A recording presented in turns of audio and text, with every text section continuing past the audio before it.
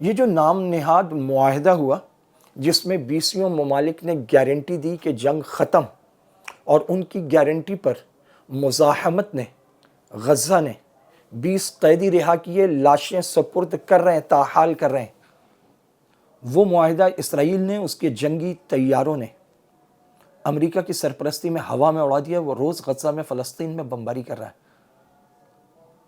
دعا مت روکیے گا۔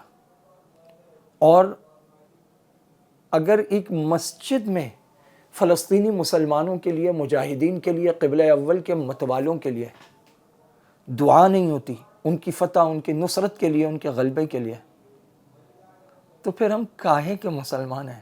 اور ہم کاہے کے کہتے ہیں کہ یہ امت ساری ایک کلمے کی لڑی میں پروئی ہوئی ہے؟ پھر ہم کیسے کہتے ہیں المسلم اخو المسلم؟ پھر اس حدیث پر ہم کیسے عمل کر رہے ہیں جس میں آپ صلی اللہ علیہ وسلم نے فرمایا تداعی لہ سائر الجسد، کہ اگر اس کا ایک حصہ تکلیف یا بخار میں ہوتا ہے تو پورا جسم اس کی تکلیف محسوس کرتا ہے۔ دعائیں جاری رکھیے، دعاؤں میں بڑا دم ہوتا ہے، تقدیریں بدل دیتی ہیں۔